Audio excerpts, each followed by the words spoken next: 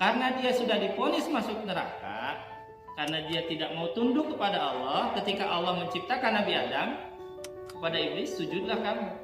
Kata iblis, saya nggak mau sujud, saya lebih mulia daripada Nabi Adam. Gitu, Nabi Adam. Akhirnya ya sudah, kamu suruh keluar dari surga. Diusirlah dari surga, dan di situ iblis berjanji, saya akan menggelincirkan anak cucu Adam. Jadi karena dia sudah pasti masuk neraka, maka dia ingin nyari teman di neraka.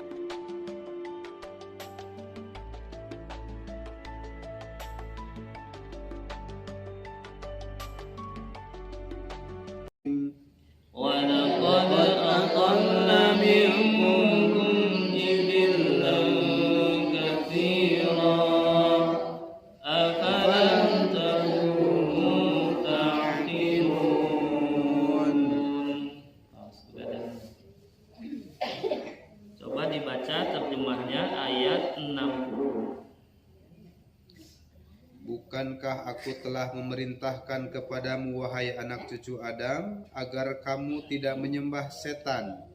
Sungguh setan itu musuh yang nyata bagimu. Baik. Alam ahad ilaikum ya bani Adam. Kata Allah, bukankah aku telah memerintahkan? Maksudnya adalah Allah mewanti-wantikan kepada siapa? Ilaikum, kepada kalian. Kaliannya itu yang dimaksud adalah ya bani Adam, anak cucu Adam. Kalau anak cucu Adam berarti seluruh manusia. Beriman, tidak beriman, percaya atau tidak percaya, ya bani Adam, semuanya. Kata Allah, apa yang Allah perintahkan? Allah ta'budus syaitan, supaya kalian jangan menyembah syaitan. Menyembah apa, Bu, di sini? Kata Allah, menyembah syaitan. Menyembah itu artinya apa?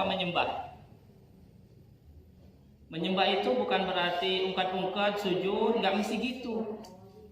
Tapi yang dimaksud menyembah itu adalah tunduk, taat kepada setan. Pertanyaannya, yang disebut dengan setan itu apa, Bu? Dibeset isinya ketan. Itu setan. Jadi setan itu beda dengan jin, Bu. Lain. Nah, ini harus dipahami. Setan itu anak turunan iblis. Nenek moyangnya itu iblis. Iblis itu sudah pasti masuk neraka. Jadi nggak ada ceritanya iblis yang masuk surga. Iblis dan termasuk setan, maka setan itu sebenarnya ada wujudnya, atau setan itu adalah sifat, watak gitu ya. Taruhlah dia adalah ada wujudnya, maka setan itu juga sama, dia keturunan iblis, dan dia akan pasti masuk neraka. Nggak ada setan itu yang masuk surga. Berbeda dengan jin. Kalau jin itu sama statusnya seperti manusia, seperti kita. Cuman bedanya kita kelihatan, jin tidak kelihatan. Kalau nampak ya mungkin kita agak ganteng-ganteng dikit, kali kasep-kasep dikit. Bangsa jin. Saya juga belum pernah amprok, Bu, ya. Dan nggak usah lah. Nah, ini bedanya setan dengan jin. Di dalam Al-Quran itu, kalau menyebutkan tentang jin, itu pasti disebut manusia. Minal jinnati wan nas, dari golongan jin dan manusia. Wa ma khalaqtul jinna wal insa illa liya'budun.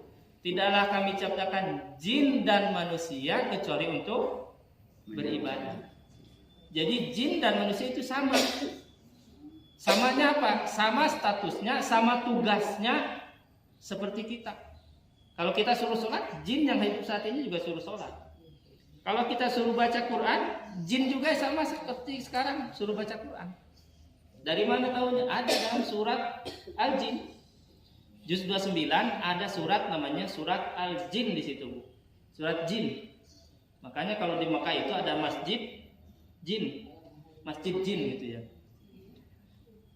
Nah, jadi harus dibedakan antara jin dengan setan. Itu. Nah, jin juga itu digoda oleh setan. Jadi sama-sama jin juga gitu. Makanya kalau jin, ada jin kafir, ada jin muslim. Sama seperti manusia, ada yang muslim, ada yang kafir. Jadi sama, jin dengan manusia itu. Syayatinal insi wal jinni. Setan-setan dari bangsa jin dan setan-setan dari bangsa manusia. Artinya jin dengan manusia itu sama. Statusnya sama. Nah, ya artinya seperti manusia, ada yang baik, ada yang nggak baik, ada nu bangor gitu. Jin juga sama. Nah, kalau jin yang masuk itu ngerasukin manusia tuh, nah itu jin kudu dijewer. Nah, rada bangor jinnya berarti kan. Nah, itu jin dengan manusia itu sama. Nah, yang dimaksud di sini adalah setan itu bukan jin yang dimaksud. Setan itu yang sudah tadi dia adalah keturunan iblis yang sudah pasti masuk neraka. Karena dia sudah divonis masuk neraka, karena dia tidak mau tunduk kepada Allah ketika Allah menciptakan Nabi Adam, kepada iblis, sujudlah kamu. Kata iblis, saya nggak mau sujud, saya lebih mulia daripada Nabi Adam. Gitu, Nabi Adam akhirnya, ya sudah kamu suruh keluar dari surga. Diusirlah dari surga dan di situ iblis berjanji, saya akan menggelincirkan anak cucu Adam. Jadi karena dia sudah pasti masuk neraka, maka dia ingin nyari teman di neraka sebanyak-banyaknya. Dari golongan mana? Narik dari golongan jin dan dari golongan manusia. Jadi manusia ini ditarik-tarik oleh jin dan oleh setan, termasuk jin juga ditarik oleh setan. Nah itu ya. Jadi nggak usah takut-takut amat sebenarnya dengan jin itu. Ya sama, cuman mungkin bedanya rupanya aja kan, itu nggak tahu rupanya kayak gimana gitu ya. Belum ada yang lihat. Kalau pengen lihat jam 12 Bu, tinggal di kaca wae enteng. Nah, kalau ayam di dinya enggak tinggalin eta panginten. Ya. Betul lah. Coba jin enggak usah khawatir ya. Nah, tapi yang Allah wanti-wantikan di sini adalah Allah ta'budu syaitan. Jangan kalian menyembah atau tunduk taat kepada syaitan. Kata Allah kenapa? Innahu lakum aduwwun mubin. Sesungguhnya setan itu bagi kalian musuh yang sangat nyata. Kata Allah musuh yang sangat nyata. Tapi permasalahannya bagi kita kan nggak nyata. Karena setan kan nggak kelihatan. Ya, bisa ngelihat nggak setan? Nggak lihat. Tidak bisa juga dipukul, dikadek, ditembak, digebuk. Bisa nggak? Nggak bisa. Nah, tapi kata Allah musuh yang sangat nyata. Tapi bagi kita kan nggak nyata, gitu. Termasuk di dalam hadis itu Bu ada yang disebutkan gini, kalau ada orang tidur, kemudian azan, sudah waktu subuh azan, dia masih tidur terus, sudah azan tuh masih tidur terus. Di dalam hadis itu disebutkan bala syaitanu fi udunihi. Setan itu kencing di telinganya, Bu. Jadi pipisin setan telinganya kalau nggak bangun itu. Cuman untungnya pipisnya itu kan nggak berwujud kan. Coba kalau berwujud tiap hari jemur bantal dan kasur, nggak kelihatan. Tapi kata dalam hadis itu kalau ada orang nggak bangun subuh ketika adzan itu bala syaitanu fi udunihi. Setan itu pipis di telinganya. Jadi dipipisin setan. Untung nggak berwujud pipisnya itu. Kalau berwujud tiap tidur pakai helm. Ngapain pakai helm? Supaya gampang nggak dipipisin setan itu ya. Nah, itu kan nggak berwujud. Nah, tetapi ada efeknya, ada bekasnya dari ketika seseorang dipipisin setan itu mungkin malas ngedengerin pengajian, malas ngedengerin ngaji dan seterusnya, biasanya itu berat. Ya. Itu tanda kalau sering dipipisin setan tuh. Nah. Yang dimaksud lagi adalah bahwa Allah mengatakan setan ini adalah musuh yang sangat nyata. Kata Allah itu artinya bahwa setan itu kinerjanya, hasil kerjanya nyata. Makanya disebutkan di dalam ayat berikutnya, walaqad adalla minkum jibillan katsira afalam takunu taqilun. Kata Allah itu apa tuh terjemahnya? Dan sungguh itu setan telah menyesatkan di antara kamu sebagian besar. Golongan yang sangat besar itu umat manusia, sebagian besarnya sudah disesatkan oleh setan. Jadi dalam bahasa orang mah loba nu benerna atau loba nu teu benerna. Manusia nu bener loba, tapi nu teu bener lebih loba. Gitu. Ya buktinya kalau kita penduduk bumi berapa Bu sekarang? Manusia seluruh dunia berapa? Ada yang tahu Bu? Boro-boro kata ngitung-ngitung gitu kurang lebih 7 miliar Bu. Ini manusia seluruh dunia kurang lebih 7 miliar. Kalau ngumpul di Sukarsana cukup tuh. 7 miliar manusia. Orang Islamnya hanya 2 miliar. Jadi yang 5 miliarnya itu disesatkan oleh setan. Gitu. Nah, yang 2 miliar tadi umat Islamnya nu salat jeung nu teu salat banyakan mana? Banyakan nu teu salat. Jadi kata Allah, "Laqad adalla minkum jibilan katsiran." Sudah menyesatkan golongan yang banyak betul. Lebih banyak disesatkan oleh setan. Afalam takunu taqilun, maka apakah kalian tidak mengerti? Enggak paham maksudnya gitu. Itu sudah banyak itu. Fir'aun, Qarun tuh disesatkan sama setan. Qarun, tapi sekarang Qarun dicari-cari hartanya. Kalau mendapatkan sesuatu harta karun katanya. Karun itu ya dari Qarun. Ya, karena hartanya ditenggelamkan ke bumi gitu. Jadi kalau mendapatkan sesuatu di tanah itu alhamdulillah dapat harta karun. Tapi orang Sukarasa sering mendapatkan harta karung. Ya. Jukut maksudnya. Itu harta karung. Nah, karena sudah jelas hasil kerjanya setan itu, walaupun kerjanya nggak kelihatan, tapi hasil kerjanya kelihatan. Buktinya lebih banyak yang sesatnya, lebih banyak yang tidak berimannya. Berarti kan setan berhasil. Makanya tidak ada cara salah satunya untuk melawan setan kecuali memohon perlindungan.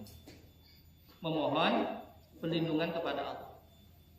Makanya kalau Nabi itu mengajarkan hampir setiap mulai itu bayi baru lahir, Bu, dimintakan doanya itu apa, Bu? Kalau bayi baru lahir itu dimintakan pertolongan untuk tidak diganggu setan, perlindungan dari setan. Baru lahir aja diminta perlindungan dari setan.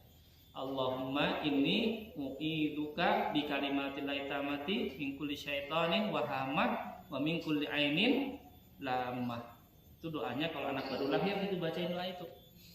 Kalau dia bayi itu baru dilahirkan doa itu, dibacain doa itu, kata Rasulullah SAW, dia tidak akan diganggu oleh setan nantinya sampai dia dewasa. Terus masuk toilet, ke kamar mandi, doanya apa, Bu? Allahumma inni a'udzubika minal khubuthi wal khaba'ith. Allah, aku memohon perlindungan kepadamu dari khubuthi itu setan laki-laki, khaba'ith itu setan perempuan. Memohon perlindungan. Karena nggak bisa, Bu, ngelawan setan itu gimana? Kan tadi nggak kelihatan, nggak bisa digebuk, nggak bisa ditembak, nggak bisa dibunuh. Makanya hanya memohon perlindungan. Sementara dia melihat kita, itu kan, dilihatin terus. Jadi hampir dari seluruh aktivitas kita banyak memohon perlindungan. Mohon maaf, Bu. Ungkat-ungkat oke kan harus ada doanya, memohon perlindungan dari setan itu. Tahu yang dimaksud, Bu? Kalau suami istri berhubungan itu kan harus doanya dulu. Doanya Allahumma jannibis syaiton wa jannibis syaitana ma razaqtana. Ya Allah, jauhkanlah kami dari setan. Jadi yang gitu pun itu minta perlindungan pada Allah. Mau sholat, Allahumma ini Rabbi a'udzubika min hamazati syaitan wa a'udzubika Rabbi ayahdurun. Ya Allah, aku mohon perlindungan kepadamu supaya dari bisikan setan dan dari kehadirannya setan. Jadi setiap aktivitas itu banyak kita memohon perlindungan kepada setan. Mau ngaji, baca doa apa, Bu? A'udzubillahi minasyaitonir rajim. Itu kan doa. Minta perlindungan supaya saya mau ngaji nih nggak diganggu sama setan. termasuk tujuan kita, niat kita itu semuanya supaya tidak diganggu syaitan, seluruhnya aktivitas.